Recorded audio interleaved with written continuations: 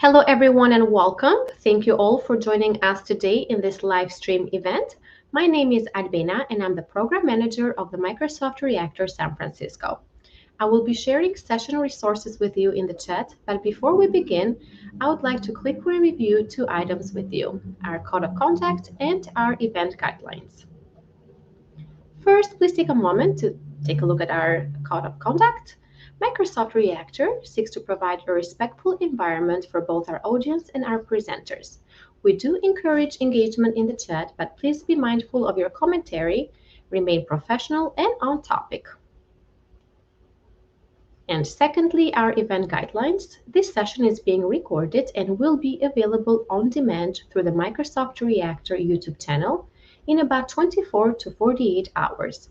I'll be sharing the link in the chat of our YouTube channel, and if you have not been on a live stream through YouTube before, please know that you must create an account on YouTube in order to access and interact in the chat.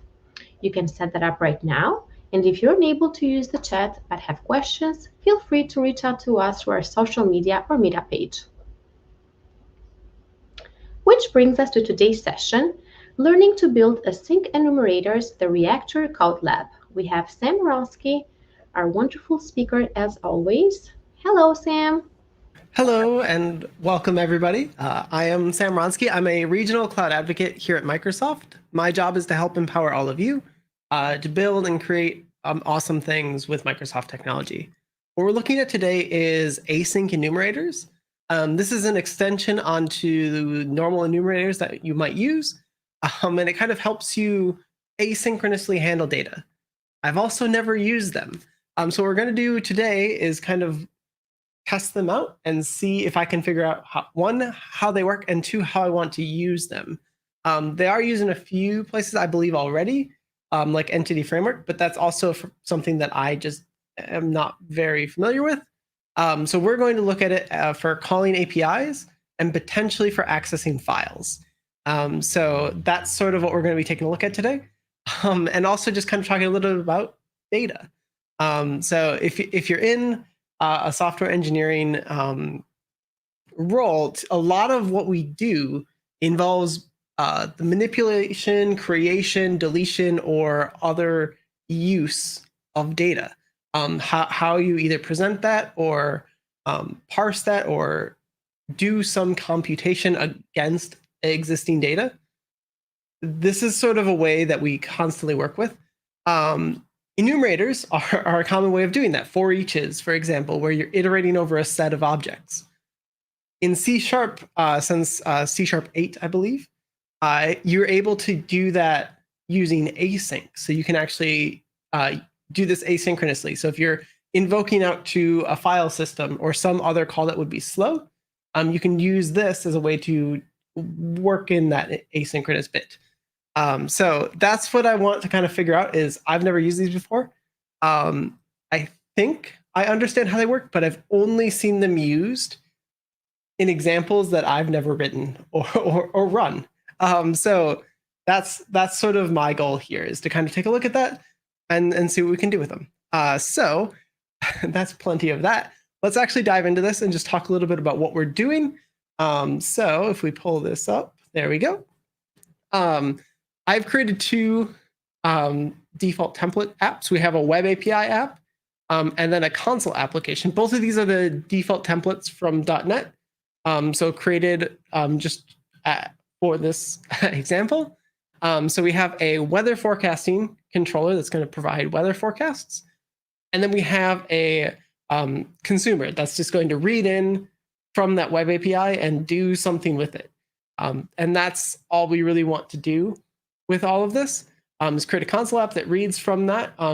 In this case, what I'm going to do is create something that reads the weather forecast and asynchronously fetches the next one. So the advantage of this is if you're trying to make a list, for example, you can fetch your list and then asynchronously go and fetch the next bit when it's required. So if you're talking about forecasting, every day, for example, it might need to be its own separate call. You might need to get a new thing every single day. In this case, what we can do is we can actually write an async enumerator that is actually going to iterate over the days and keep getting new forecasts per day every time we request it.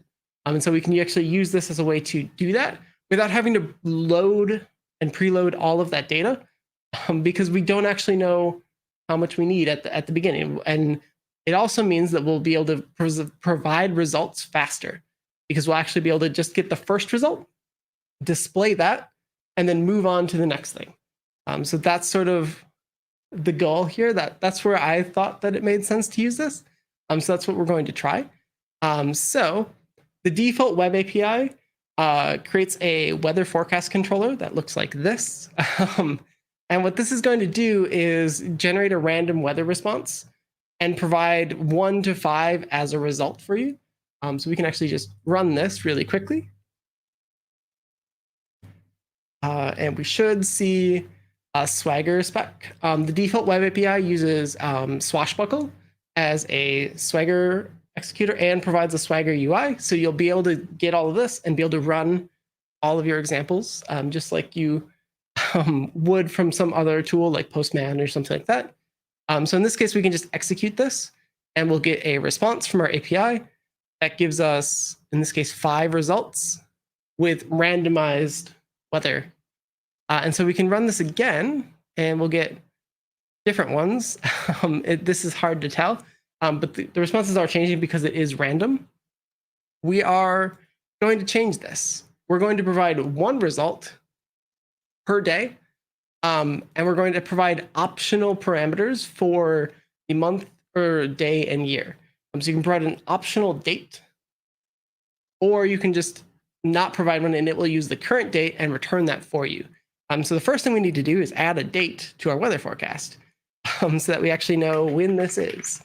And this would be a good time to use the date only time, because that's a new thing, I think, as well. So we'll just do that.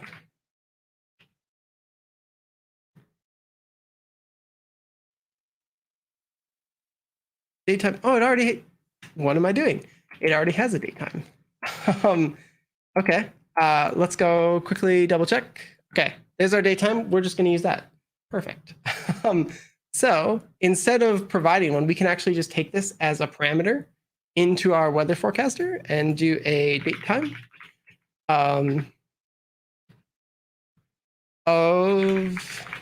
that. Sure. And then if our, see, does this work? So I could do, I think, this. Datetime.now should work. We'll see what happens. And in this case, we're just adding the days for the index. What this is doing is this is a null coalescing operator. I don't know the term for this. But what this symbol does, the double question mark, what that's doing is collapsing our statement. So it's the same thing as if I had written if our date time is null, then date time equals datetime.now. Otherwise, it's the left-hand side. So otherwise, datetime equals datetime. And we just saved a bunch of lines. So that's what's going on there. That's what that should do, if I remember. So we can save this. That's our date time. This will just detect if this is not provided, so we can still maintain our default functionality where it will operate in the same way. And so we can do this now and just return our date time as the result. How's that work? Dot value. And I think because we have a null check up here, that should be fine. Yeah. So let's try this again. We're also going to remove our enumerator. So the enumerable is going away. And all we're really doing is making this so that it returns a single response for 1 day. And then we can manually request any date we would like and get a response. So in this case, we have this. Let's go and we don't need any of this. Get rid of all of that. And that should be our random weather response. So we now have a date that is generating a date time. We now have a temperature, and that's all the same. So really the only thing we've done is added a parameter for our date. And then let's restart this. And now hopefully I can make the same call. There is no date time, so it's going to just ignore that again. But the next time I do that, I can actually provide a day +1 to my service, and then just keep adding the days. So we can try this out, click execute, and we get this result. And I can then give it a date time, that's the next day. And we will get it reformatted into, it looks like UTC. Yeah, so that Z at the end is UTC, so it's actually rounding us down to a different time. That's why the dates are different. I don't know if I want that. Because that actually changed our date, but that's interesting. I didn't think about this when I was planning this. So anyway, we now have a date time. Let's change this to be date only. And this will, I think, solve a lot of these. So we can do date only dot from, I've never used this class because this is a relatively new thing. So let's,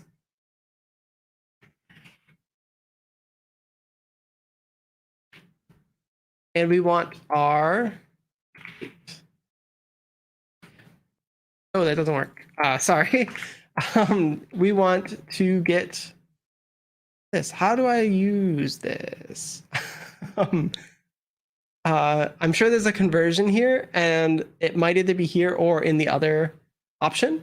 And I don't know if I really want to spend too much time trying to find this. But date only dot from date time. Sure. We'll just do that. That will get us a date only.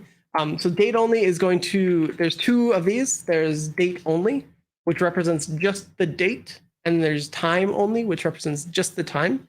So this lets you split up your date time, so it's not always required to have both. And so, yeah, this is just an error because it can't convert, which we can fix by doing this. So swapping the type, and then that will make it so that we can actually discover this. And then if we go back to here, everything should be good. Let's restart this again because we changed our data type. Now we should actually be getting a date and hopefully removing some of the finickiness.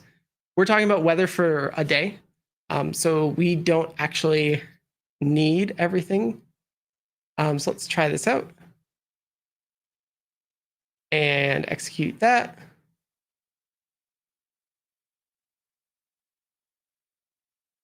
Can't have a body. Did I?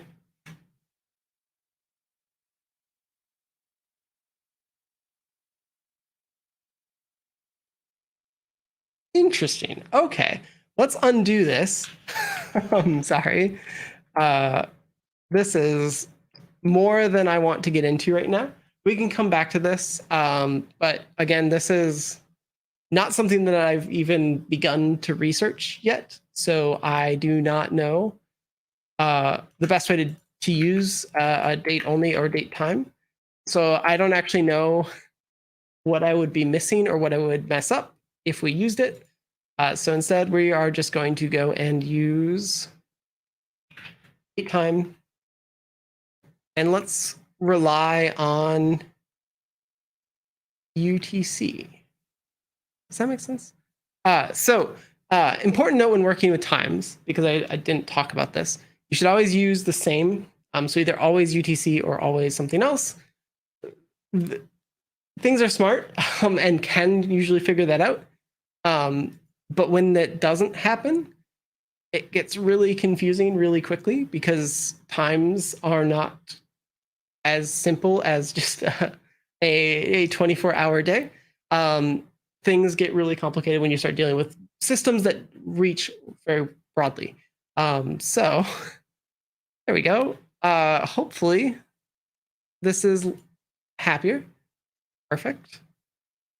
So we're getting a date here. That's all we need. I got distracted, so we're going to ignore that distraction for now. And what I'm going to do is actually bring in this weather forecast into my consume async app. So this is going to be the same data model, so we're going to use that. If you're actually doing this for something that isn't a demo project, just to like test something out, having a shared library that is shared by both of these will prevent these from drifting apart, meaning that one is different from the other. That won't necessarily break anything, but it could lead to some weird behavior if, for example, somebody goes in here and says, we want to spell out Celsius. Because now your parser doesn't work. So this is like a gotcha that can happen if you don't share these. So having just one place where you define your models that are being transported between two different apps can prevent that from happening. And a lot of the time that will happen like months or years later when you don't really realize it. And then you'll wonder why something is always 0 or always null. And it's because of weird parsing things.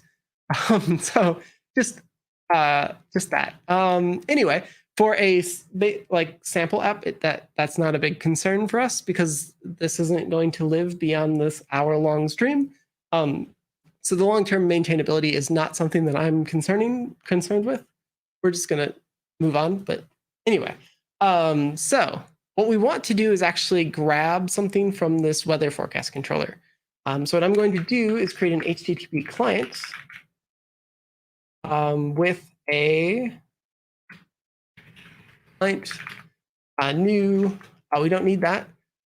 And let's go to somewhere. I think that's all we need. Because then I can just do client dot get from JSON async. And what this is going to do is go and fetch something from a JSON or from an address. It's going to fetch something and parse it as if it's JSON into whatever object I tell it is. So in this case, it's a weather forecast. Forecast, there we go. And so we need a request URI, which is just where we're going to be sending this. So I think string should be fine. So let's just provide the full string. I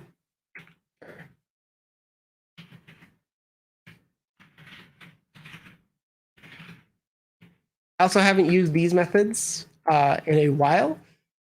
At least not, I've used them inside of ASP.NET when they're already configured and injected. I haven't used them in the console app lately. So I might get some of the syntax slightly wrong here, but we can figure that out. And so what this is going to do is return the parsed JSON response. One downside I found with these methods is that there's a lot that happens between making a web request, retrieving that web request, parsing that web request, and then returning the object back to you. Lots of things can go wrong. In some of my other projects, I've run into issues where this hasn't worked, and figuring out why was somewhat difficult because it was, for example, hitting the wrong endpoint and then having parsing errors because my website was returning a error response, and it was trying to parse it and then not able to parse it. That can be a gotcha. There's other ways to figure out what's going on. A debugger will help you a lot there. But that can be something that can catch you if you're just working with that. So let's grab our weather. That needs to be a variable. And let's make this pretty, but that's okay. And then let's write this out. So write line of our let's do a interpolated string. So the $ in your strings is actually going to be a interpolated string. It's something that you can actually embed data into. So that's it's not really new anymore. It's been around for a few years, but it is really cool and really neat. It supports all the normal string formatting things you might be familiar with without having to do fancy symbols to swap things in. It just gives you access to the stack, and you can call functions as part of it. So do weather dot. I didn't wait that. That's important. Okay, so this is an async call. This is where our async enumerables comes in. So in this case, we're just making one call, so we don't need that yet. But this does need to be awaited because we're going to wait for the response before doing something. That's why it was giving me prompts for like results and is canceled rather than the types that I actually defined. So we can go and grab the date. And we'll do day and then month. I should use a formatting string for this, but we're not going to. So date dot month. Mostly, I'm not using a date formatting string because I would have to look it up. That's the only reason. So that's a to do. But again, demo. So there's our date, and we're just going to list our temperature in Celsius. So weather. Temperature C. And we'll just do that. And this should be randomized if I'm remembering this correct. So the temperature is going to be randomized between -20 and 55. So it's changing quite dramatically day to day. But individually, we should only get one of those. And so what we're trying to do here is just write a program that gets one response and prints that out. So if I run my web app, this is just going to run the web app portion of this. But if I open my console, I should be able to run that as well and do a .NET run here. And then hopefully that will compile and make the request. Or I'll forget a semicolon. Okay. What did I miss? Oh, that one. Got it. All right, let's try that again. And hopefully this time it actually compiles. That's good. So we got past that. And then we should either see, we'll see hello world because I didn't delete that. And then we'll see our response here. So 2012, which is the current date, with a random thing. And if I run that again, we'll get a different response. So same date, different temperature. So it's dropped 4 degrees Celsius. So what I'd like to do now is write something where I can create a async enumerable. So every time that I iterate over the list, I get the next day. So sort of like a weather forecast where you'd want to see into the future. We're going to create that. So let's go and take a look at that. And so to do that, I'm going to pull out all of that HTTP client stuff and make a numerator. So let's create something. And this is the part that I don't know how to do. So we're going to call this our weather async enumerator.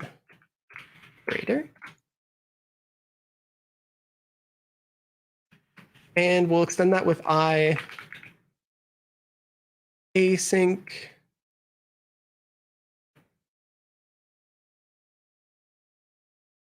I believe it's enumerator is what we want. And it's going to iterate over a weather forecast. Nope, not that. So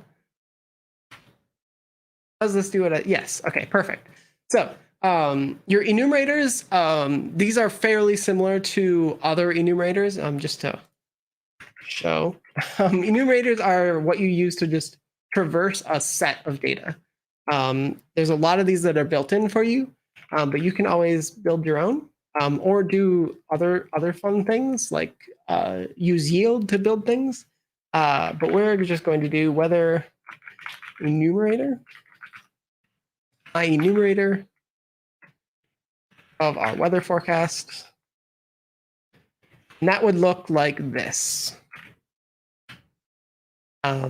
So we both have current. So current is the current value of what you're looking at. So if you're thinking of your for each statement, you have var something equals your enumerator. That left-hand side is going to be equal to the current value. So current is going to be whatever that is. They have dispose methods, so they can actually dispose of themselves. So clean up everything else. And then reset, I think. Yes, that's the enumerator back to the initial position. That's not available with async enumerators because I don't know if that really makes sense. And then move next is the same in both. The only difference is that the async enumerator is returning tasks. It's returning value tasks with different things. The way enumerators stop is when move next returns false. So that's what we need to do, is we need to make something that just returns false or never returns false, in which case it will just loop forever. So that's what we're going to do here, because I think that's what we want. So in this case, we will set our current equal to null. That's probably going to come back and bite me. And then we're going to grab this bit, because this is the interesting bit. This is what we wanted to do. Create an HTTP client and then go and fetch something from the client. So we're going to have this. There we go. And so we're going to create a constructor here. So public weather async enumerator string. Sure, let's do that. Let's parameterize things, because that's smart. There we go. So that means we can swap out this with our URI. Private string at. And so let's go and save it.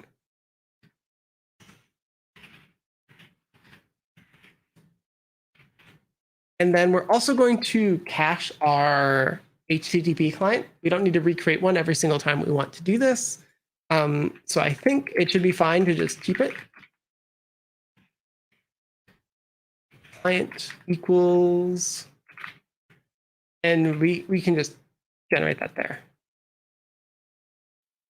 Let's keep everything in one place. So there's our HTTP client, which will be this client equals new. So we're going to go and create a new client, HTTP client, for us to access, a new URI for us to actually go out to. And then this part can get moved into our move next. So what we're going to do is actually retrieve the weather from this and set it there. But we can actually just set that to the current value. So the new current value is equal to this updated path. And then all we need to do here is add the date time. So this is an interesting way to do this. Let's do date time equals, and then our date time. So current dot date. That might do interesting things. We'll see. But there's also another issue. We don't deal with the initial setup. Like current isn't created initially, so we need to actually initialize that when we first run this. So the first time you actually iterate over this thing, we need to go and find something. So if current equals null, do something else. Otherwise, do all of this. And this is, again, I'm learning this. So part of this is me figuring this out. So this isn't necessarily a pattern that I can recommend that you follow. But this is how I'm learning how this works. This API works. So we have our current, and we're just going to assign that equal to this with no parameters.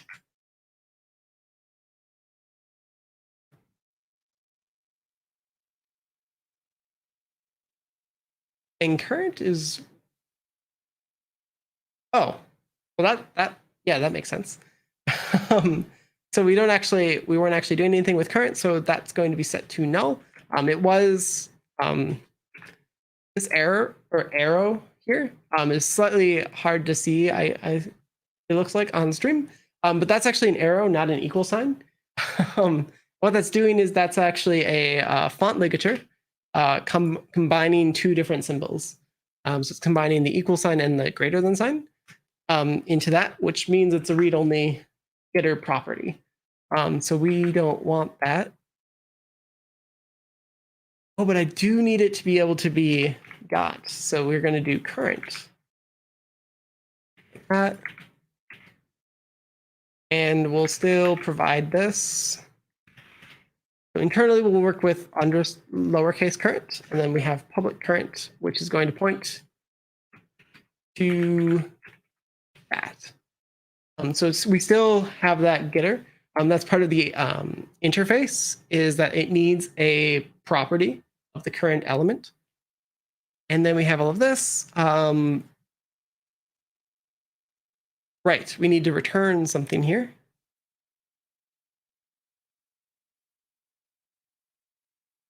And these aren't async. So there we go. Public, wrong. No. So we have our async functions there, and then we can just return a value task from result, I think. I'm less familiar with these, but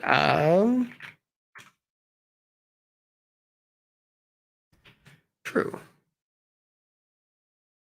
So the way this works, the way the value task ends up working is it will always return true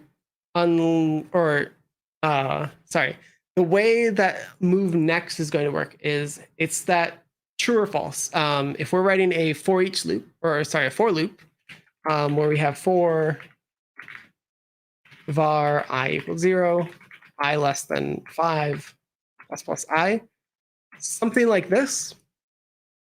This part of it is these two steps. So it's the two right steps. So it's incrementing or changing the value that we're looking at. So moving to the next element, plus. And then it's also checking to see if there's something else, if we can keep going. So if you're looking at like pagination on a blog, if you reach the end, you would return false because there's no more elements to return. And so that way it gets out of the loop. What I'm doing by making it return true means it should never stop.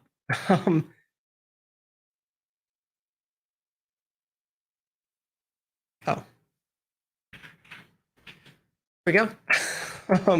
Making it more complicated than it needed to be. So possible null reference to current, I think, or client. I think that possible null reference is from client.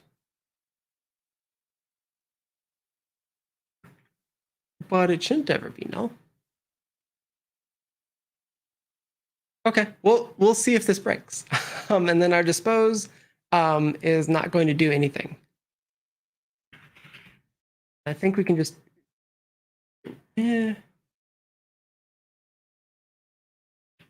that might be an issue. I don't know how to deal with that yet.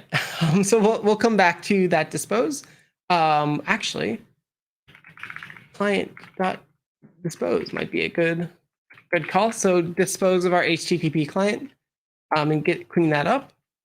That makes sense. And then not all code paths return a value.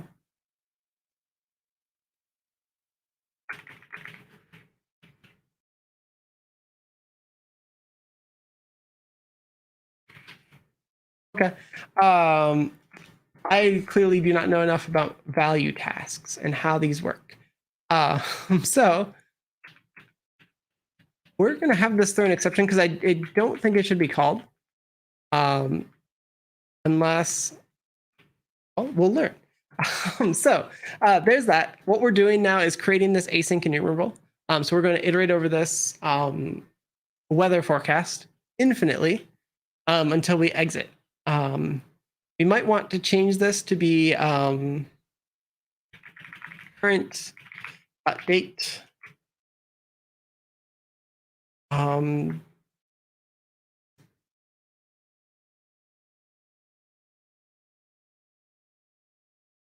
don't think we need that. We can just do date time dot now. So because we're moving forward in time, which I didn't actually do, current date plus time span dot from days 1. There we go. Now we're moving forward. So in this case, what we're doing is we're moving forward. And what I want to do is just check if we ever have a time when the total number of days is greater than like 30.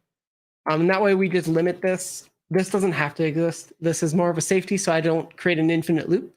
So we're going to do this, create a check here. Can't convert from time span to bool.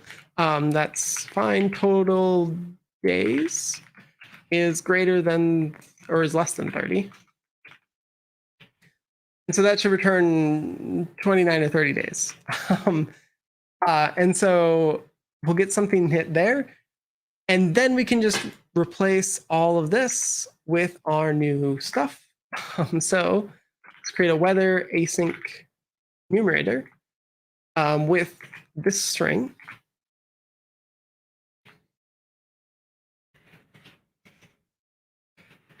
The weather equals a new this. So this is the new keyword.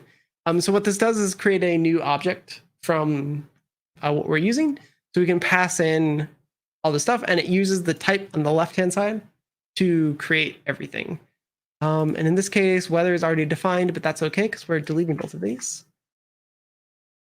And then we can do async for each var forecast in weather. Does that work? We'll find out. This is the part that I don't know how to do. Weather is not null here.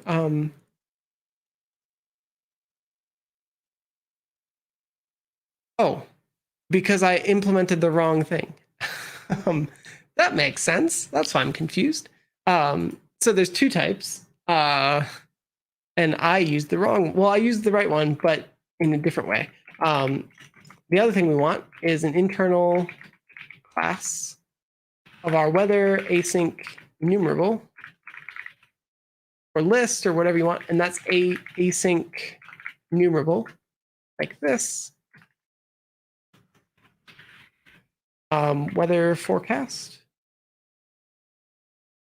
Or does this have to be the, I suspect this should be a weather async enumerator. We'll find out. I might have these types mixed up. Typically, you don't need to implement your own enumerable things, but with this, because these are more complicated and more specific to what you're trying to do, I do. And so I'm not, it's been a while since I've interacted with these manually. So let's just do this. So this is something that you might see from like a list or other types that manage collections or sets inside of C#. You're going to see something where it can get an enumerator. You're probably not calling this manually, but the way for each works is when you put an object into a for each, it's going to check if it has an get enumerator function, or since we're using a async enumerator, it's going to look for an get async enumerator function. If it finds it, it's going to use that to traverse the set. So that's what we need to provide here is just this. One of the other fun things that we get as part of using the async enumerator is we actually get a cancellation token. So we can cancel this if we want to. So yeah. Let's go and do this though, because what we need to do is just return a new. Okay, A is the wrong type. There we go. New weather async enumerator with our URI. We don't have yet, but that's okay. Let's go and do a public weather async with a string. And in this case, we just need to save out all of this information so that we have access to it. Go.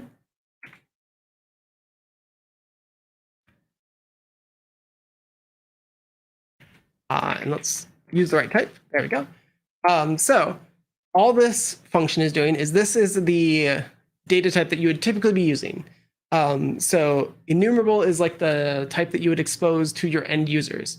If we look at lists, for example, and I think this worked. There we go. This might have not been a great example, but if we go into like iList, eventually we'll see IEnumerable is what this implements, not IEnumerator. What this means though is that because it's an IEnumerable, it can generate an enumerator. And so an enumerator is the state over an enumeration of a set. I don't know if that's clear, but that's how I've thought of it. Is an enumerator is measuring the single instance of going over whatever that is, and an enumerable thing is something that can be enumerated. So if we have like numbers 1, 2, 3, 4, I'm at 4, but I can start over and just go from 1, 2, 3, 4 again. Whereas an enumerator is keeping track of that state. So it would stay at 4, and then if we counted again, it would go 5, 6, 7, 8. So that's that. And then this enumerator doesn't need to be exposed to people. People don't need to be able to create these because that's less useful. So that makes sense. All right. Let's change this. Numerable. Do that.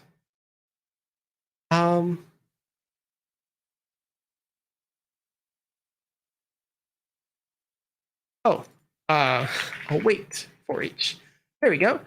So the syntax for using async enumerable is await for each. If I get rid of this, it's going to look for a get enumerator, which we got that error message. This is small on my screen. I'm sorry for that. But this is going to look for get enumerator because that's the non-async version. If we await it, it will work. What this means is that you're going to get a syntax error if you intend to use one and you accidentally use the other. So in this case, I was using async, I think, which is the wrong keyword for that. That's why that was broken. But because of that, our entire for each statement broke. So this is kind of a nice like catch to make sure you don't try to ship with that. So there we go. And then we're just going to get all of our weather stuff and add prints here. And then we just need to swap out naming because I'm not good at that. And there we go. So now everything is going to look at that forecast and print it. And if I put a read line in here, should be able to hit a key to get the next thing. And then console.line, all done. And just before I run this, I'm going to reduce this down to like 5, just so we can see that it works, but also so that we're not sitting there for 30 iterations. So let's go and run that. Here's our website. And then if I run this, hopefully, I understood everything and it works. All right, lots of warnings. That's less good. And an error.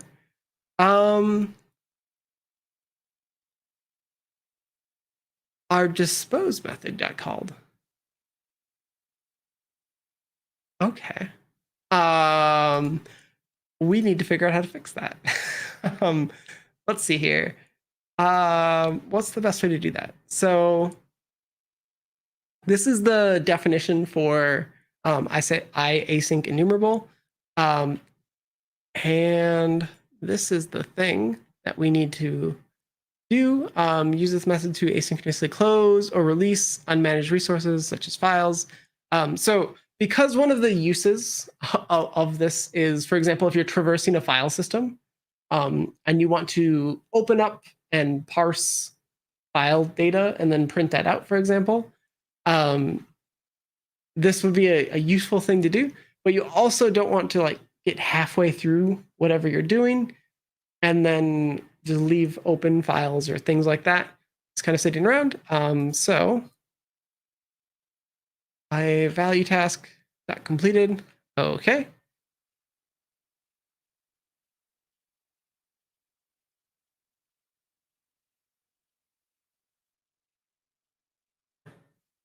Is there a thing that I can just use? So in this case, I'm not familiar with value tasks that much. Task completed.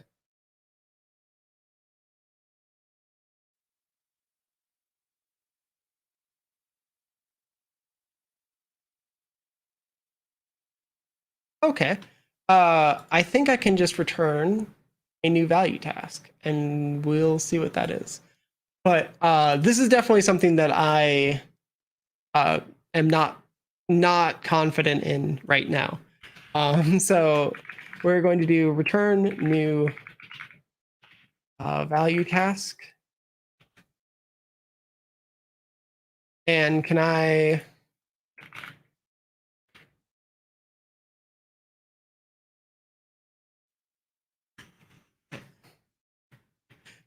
I don't know what the arguments are here. Tasks that's completed or other stuff. We're just going to return this and that should at least move us on. That is not something. Oh no. Invalid request URI has been provided. Either the request URI must be an absolute or base address must be set. Okay, I did something wrong. Let's go and figure out what that was. So somewhere in here, we provide our URI. That's all of that. Oh, that's what. let's actually use the string values that we wanted to. That's my bad. Cool. All right. We're getting rid of some of the things, live coding stuff. Okay, so we get a response. So 40, 12, 40C. We didn't go forward. We still didn't go forward. Oh, I'm reading my dates wrong. The day is first. So we did go forward. So we went 20, 21, 22, 23, 24, and then 25. And then we finished. So in this case, each of those was fetched asynchronously, and we're just getting new temperatures for a different range. Our thing is not actually holding on to the dates. That's not something that we're really managing at all. Instead, all we're doing is just incrementing it and saying, go and get the temperature for that, and then update it. So go and grab whatever data is relevant for that date, and then update it. This would be useful for, again, like file iterations is what I'm thinking, where you have a processing thing where you need to go over a bunch of files and process them or do something with them. This would be a good way to like open those files up and maybe provide the contents back to whoever is reading them and do each of those individually, because then you could open a file, parse it, and then close that file before moving on to the next one. Because if you try to open up like your entire file system, that's not a great plan. If you have like terabytes and terabytes of data that you might be processing, you can't just open all of that into memory.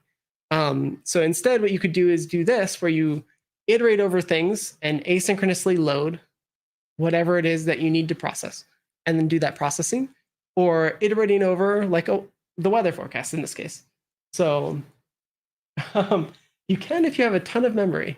I suppose, but again, there's always going to be that limit. You're always going to run into some upper limit, and I don't know how many like managers are going to be super thrilled if you tell them we need 4 terabytes of RAM because this one process requires it. That gets hard. and I understand it's kind of. I think it was intended as a joke. At least that's how I'm reading it. But I have seen that where like you can trust that the system has the resources that it might pretend to, but that isn't always the case, and sometimes you want to like pull that back or reduce certain things. But yeah, it's interesting. I've written programs that actually needed like lots of resources in order to do things, and that doesn't really scale, because then if you need to horizontally scale your solution, now you need another big machine, even if you only use it for like one day. So like we're coming up on the holidays. If you're doing that for like shipping or something else that gets high load at like one peak hour, buying an entire new machine that is custom built just to be able to run your job could be expensive. Whereas with this, what you can do is you can kind of iterate over things and load as much as makes sense, and then keep everything kind of moving. It also gives you a way to kind of iterate over tasks without interrupting like user flow if you're doing this for a UI. That's actually something that I'd like to test. For example, one of the apps that I used to build was like an e-reader, where it would parse out your text and just display it as like a really nicely formatted text thing. But if you want to be able to like search over all of your things and do a text search over your entire thing, and I didn't know about Elasticsearch when I was doing that. But if you just try to open up all of these big Word files, all of these big text documents, that's really slow and takes a long time. And so you might want to just iterate over that sequentially in the background. So that's not interrupting the user, and they can continue doing whatever they're doing, using their device or reading their book or whatever. So there's lots of uses for this, and I think it's kind of cool that it's like integrated. And also, so this is a mess because I was just this was made up on the spot. So the cool thing though is the actual interaction with all of it is 2 lines. In this case, it's just adding in a wait before our for each, and then just creating the thing to iterate over. And you already have to do that if you're creating a list or something. So on the client side, the actual consumer of this barely needs to think about this. I think that's really cool. I think that's actually probably the coolest part of this. So I think that's it. I do have some extra time, so if people have questions, we can talk about that. I don't really have enough time to like dive into doing this for like file processing, which is probably where I'm actually probably going to use this. But yeah, otherwise, while everybody's here, we do have a much longer stream plan. So if you like these more like live coding type things, we're building a full game from beginning to end next week, the 27th, 28th, and 29th, from 11 a.m. Pacific time to 3 p.m. Pacific time. The end date ending time might change a little bit just because it's a longer thing. But if you're interested in building a game and working with Unity, and if you're kind of curious about how you might integrate like cloud stuff into that game, we're building a game called Spaceball because I couldn't think of a cool name. And it's space soccer, space football, where you take rocket ships and try to score goals. So that's what we're going to try to do in 12 hours over the 3 days. So if you're interested in that and maybe wanted to try game development, that would be a great time to show up and ask questions. Or if you're just curious and want to see how you can plug cloud stuff into existing games, also would be cool. Want to use Unity, but they say they're doing a ton of stuff to move towards .NET. Yeah, so Unity is behind. So we're using C# .NET 11 or sorry .NET 7. I don't know. Unity is behind as far as .NET tech is concerned. It's a few versions behind. That most of the stuff that you're familiar with though will still work. Yeah. What opens up so many things? So there are really cool things that are coming in new versions of .NET that you can use in Unity. There's a few that I've been hoping I'll get to play with, but I've been using it for years and years since like it supported JavaScript. It's been really fun. As far as like using Unity and game development, it's also really cool as a way to learn computer science and software engineering and programming, because it's a really engaging way to actually like build something. You learn all the same stuff, but you build a game instead of this. Not saying this isn't cool, but if you're just getting started, it's a lot flashier if you have really cool colors and can fly your ship around. So, but yeah, it's running on 4.7. So there's, as far as Unity is concerned, off topic from this current thing, but as far as Unity is concerned, there's multiple versions of the .NET framework that it supports.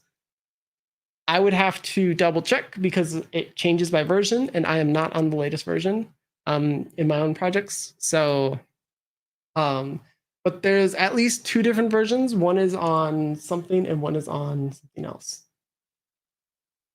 That wasn't helpful, but there are 2 versions and you can kind of choose. It's not just on the .NET framework anymore. So if you are more interested in like the .NET Standard and .NET Core stuff, that is available. So I actually have very, very off topic, but I one of my like test things is I have a Blazor app that uses SignalR to communicate directly with Unity. So you have a immediate connection between like your phone and your game, so you can actually do integrated things with that. And that it just works. It's just .NET stuff. So if you know SignalR, or you know how to do like interacting with a web thing, it all kind of plugs together, which is one of the really like magical things about all of it. You get to kind of pull all of the stuff that you know together and build really cool things, and that's what makes it fun. So anyway, thank you so much for the comments and questions. I'm going to wrap it up now, I think. As always, if there's other questions that you have afterwards, please feel free to reach out. I'm happy to answer things and help out wherever I can. Otherwise, I hope to see you at that stream. I think it's going to be really fun. It's something that we've never tried before. So if it goes well, maybe we'll do more.